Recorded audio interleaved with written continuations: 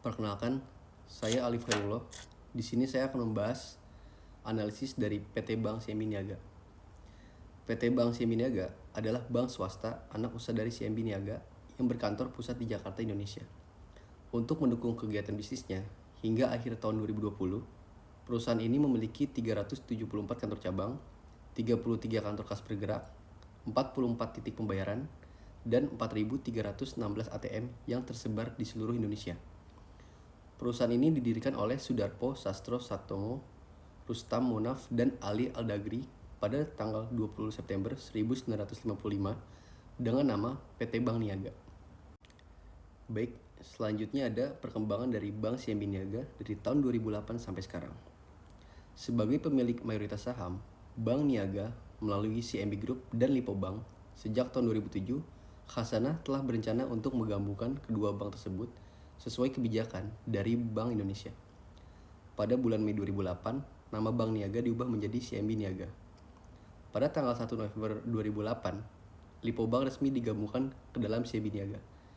Diikuti dengan peluncuran logo CIMB Niaga pada tahun 2017, meningkatkan status bank menjadi Bank Buku 4. Baik, selanjutnya ada jajaran dari manajemen perusahaannya. Yang pertama, ada Didi Syarifuddin Yahya sebagai Presiden Komisaris, Glenn Muhammad Surya Yusuf sebagai Wakil Presiden Komisaris, dan Abdurrahman Ahmad sebagai Komisaris.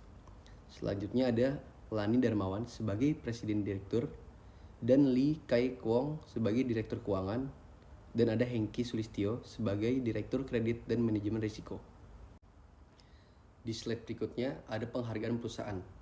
Yang pertama, PT Bank CIMB Niaga meraih penghargaan dalam kategori The Best GRC for Corporate Governance and Compliance 2022 dalam ajang GRC and Performance Excellence Award 2022. Yang kedua, PT Bank CIMB Niaga meraih penghargaan subkategori Small and Medium Building kategori Energy Management in Building and Industries dalam ajang ASEAN Energy Award 2022. Definisi metode Risk Based Bank Rating atau RBBR. RBBR adalah pendekatan yang digunakan untuk menilai tingkat kesehatan bank dengan fokus pada manajemen risiko. Metode ini diatur dalam Peraturan Bank Indonesia Nomor 13 Tahun 2011 dan menggantikan metode sebelumnya yaitu CAMELS untuk memberikan penilaian yang lebih komprehensif terhadap risiko bank yang dihadapi oleh bank. Selanjutnya ada faktor-faktor penilaian RBBR. Metode RBBR menggunakan 4 faktor utama sebagai dasar penilaiannya. Yang pertama ada profil risiko atau risk profile, menilai risiko inherent yang dihadapi bank termasuk risiko kredit, pasar, likuiditas, operasional, hukum strategis, kepatuhan, dan reputasi. Yang selanjutnya adalah penilaian dilakukan dengan menghitung rasio atau non-performing loan atau NPL untuk risiko kredit dan loan to deposit ratio atau LDR. Tata kelola perusahaan yang baik atau Good Corporate Governance atau GCG mengukur kualitas manajemen bank berdasarkan prinsip-prinsip GCG. Penilaian ini sering dilakukan melalui self-assessment yang mencakup transparansi, akuntabilitas, dan tanggung jawab. Selanjutnya ada probabilitas atau earning, diukur dengan rasio Return on Asset atau ROA dan Net Interest Margin atau NIM. Rasio ini menunjukkan seberapa efektif bank dalam menghasilkan laba dari aset yang dimiliki. Selanjutnya ada hasil analisis dari PT Bank CIMB Niaga. Yang pertama ada Non-Performing Loan atau NPL Ratio. Analisis Non-Performing Loan atau NPL, Bank CIMB bertujuan untuk mengidentifikasi dan mengevaluasi tingkat kualitas aset kredit yang dimiliki bank. NPL merupakan indikator penting dalam mengukur kesehatan portofolio kredit dan manajemen risiko bank. Evaluasi ini mencakup tren NPL, faktor-faktor penyebab, dampak terhadap keuangan bank, dan langkah-langkah mitigasi yang telah dilakukan selama periode 2022 sampai 2023. Selanjutnya ada Loan to Deposit Ratio atau LDR. LDR adalah salah satu indikator yang penting digunakan untuk mengukur likuiditas bank. Rasio ini menunjukkan sejauh mana dana yang dihimpun dari pihak ketiga digunakan untuk memberikan kredit. Analisis LDR Bank CIMB selama periode 2022 sampai 2023. bertujuan untuk mengevaluasi efektivitas pengelolaan likuiditas dan dampaknya terhadap stabilitas keuangan bank. Selanjutnya ada tingkat loan to deposit ratio atau LDR. Yang pertama adalah rasio LDR pada tahun 2023. LDR Bank CMB Niaga berada pada level 89%, sedikit meningkat dari 87% pada tahun 2022. Pembandingannya, rasio ini masih berada dalam batas aman yang ditetapkan regulator, yaitu maksimal 92%. Trennya, peningkatan LDR mencerminkan pertumbuhan penyaluran kredit yang lebih cepat dibandingkan pertumbuhan penghimpunan dana pihak ketiga. Capital Adequacy atau ratio CAR adalah indikator penting untuk mengukur tingkat kecukupan modal yang dimiliki oleh bank dalam menghadapi risiko. Selanjutnya ada hasil analisis dari Good Corporate Governance atau GCG. GCG adalah sistem yang dirancang untuk memastikan pengelolaan perusahaan dilakukan secara transparan, akuntabel, dan bertanggung jawab.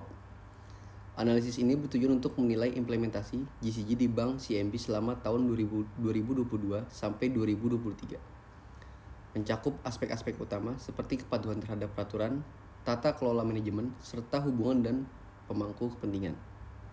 Return on Asset atau ROA pada tahun 2022 tercatat sebesar 2,1% dan pada tahun 2023 tercatat sebesar 2,3%. Meningkat dari tahun sebelumnya sebesar 0,2%. Yang selanjutnya ada analisis. Peningkatan ini didukung oleh pertumbuhan aset produktif, khususnya portofolio kredit dan investasi di surat berharga dengan hasil yang kompetitif.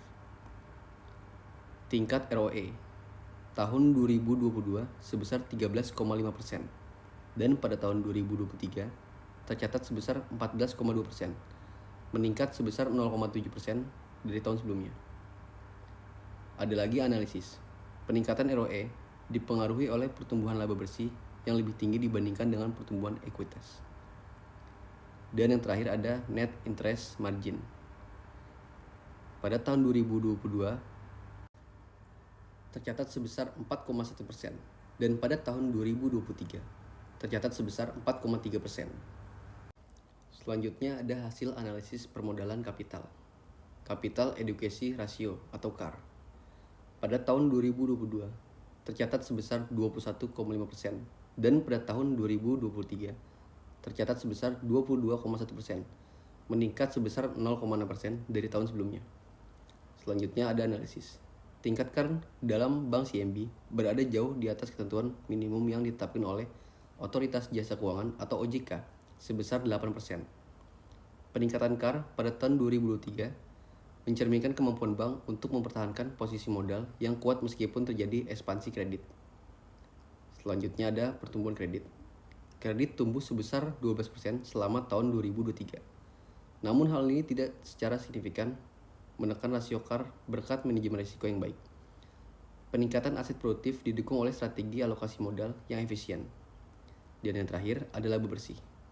Laba bersih yang meningkat sebesar 10% pada tahun 2023 memberikan tambahan modal melalui laba ditahan rasio pembayaran dividen yang moderat memungkinkan bank untuk menahan sebagian besar laba untuk memperkuat permodalan. Kesimpulannya, berdasarkan analisis kinerja Bank CMB pada tahun 2022 sampai 2023, menggunakan metode RBBR dapat disimpulkan bahwa Bank CMB Niaga menunjukkan kinerja yang relatif stabil dan solid dalam periode tersebut. RBBR yang mengukur kinerja bank berdasarkan 3 aspek, profitabilitas, kualitas aset, dan kecukupan modal, menunjukkan bahwa bank ini berhasil mempertahankan tingkat rasio yang sehat dalam ketiga indikator tersebut. Sekian penjelasan dari saya, semoga bermanfaat. Terima kasih.